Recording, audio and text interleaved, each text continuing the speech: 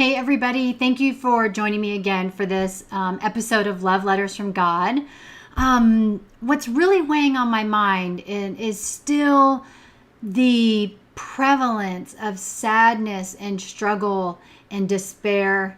And certainly in the news media, we're seeing more and more about suicides and people that seemingly should be happy and they aren't. And just on the front end, I want to say depression is real. Like, I understand it is a mental health illness. I want you to know that I have been in some pretty rough places myself.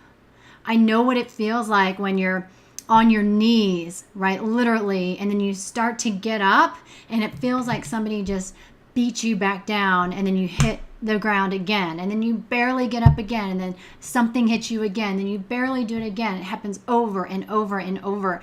I get it. I feel your pain. I wanted to just share with you that not too long ago, and I share this with a lot of people who reach out to me. I thought I'd do this on this broadcast level, that not too long ago, I found myself literally on my knees, and my family was trying to help me. My husband was trying to save me and intervene and take care of things. And I went into my bedroom and I literally just got down on my knees and was just crying, like literally just crying, because I didn't know how to get out of my situation. I didn't know if things were going to get better. I was so frustrated, and it just seemed like I couldn't turn things around, and I was sad and depressed and anxiety up to here like crazy. And the moment came for me, I just reached up to my nightstand where my Bible always sat, because I was raised that way, and I literally had not opened my Bible, guys, in years, but it was still sitting there because that's where it was growing up.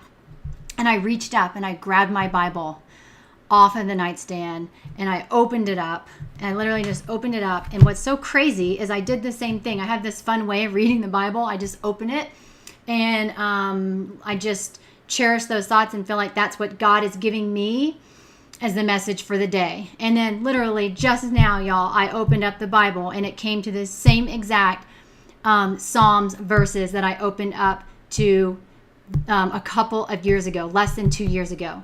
So I decided to hop on here and do this, and I'm going to read to you just so you can understand that God knows where you're coming from.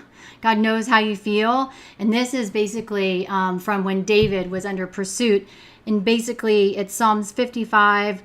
I'll just kind of run through it. It says, "My heart shudders within me. Terrors of death sweep over me.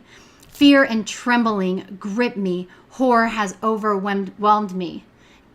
You get it? Like, is that how you're feeling? Because that's how I was feeling. And then this was like taking the words right out of my mouth. It says, "I said, if only I had wings like a dove, I would fly away and find rest. How far away I would flee. I would stay in the wilderness. I would hurry to my shelter from the raging wind and the storm." Guys, you're not the first person, and we aren't the first people to feel like we're in complete despair and that we just want to fly away like a dove. I mean, this has been gone back into biblical history. And I'm just letting you know that if you can pour yourself into having a greater level of faith and trust and really surrender your problems, surrender your pain, and surrender whatever is going on in your life right now that is making you so sad and so depressed and so fearful, surrender that. And that's what I did. I didn't have a choice, because in my human form, I literally couldn't make the progress that I needed to make. And so if you go through and continue to read Psalms 55, and then I went into Psalms 56, and it just, the prayer basically is, "Be gracious to me, God, for a man is trampling me. He fights and oppresses me all day long. My adversaries trample me all day long, for many arrogantly fight against me." And it says, "When I am afraid, I will trust in you. In God, whose word I praise, in God I trust, I will not be afraid. What can mere mortals do to me?" So this isn't the first time I've talked about this in Love Letters from God. This is probably, I think, the second time. So at the very end of Psalm 56, verse 12 and 13. It says, I am obligated by vows to you, O God. I will make my thank offerings to you, for you rescued me from death, even my feet before stumbling, to walk before God in the light of life. I basically obligated my vows and my life to God and to share these messages with you. And that's why I'm doing this Love Letters from God series, is to help you, to urge you, to encourage you to embrace our Creator, to embrace the fact that you are a child of the Most High King. Okay, I'm telling you right now, you are not a beggar. You are not poor. You are worthy. You are more than worthy. You are a queen. You are a king. You're a prince. You're a princess. See yourself in that light. Know that your troubles go back 2,000 years. I mean, this has been around for a long time, and that there is a way out. Embrace your faith. Surrender, completely surrender, and just let go. Just let go and let God handle your problems for you. You will get the messages that you need on how to progress and move forward. The only thing that's going on in your life right now that's so difficult to handle, it's a gift to you. It's what I call your worthy opponent. It is what you run into in life so that you can step up in life, so you can step into the glory that God has for you. So I just wanted to let you all know that really fast. I didn't get much time to prepare for this because it was just weighing on my heart. I opened the Bible and it was right here.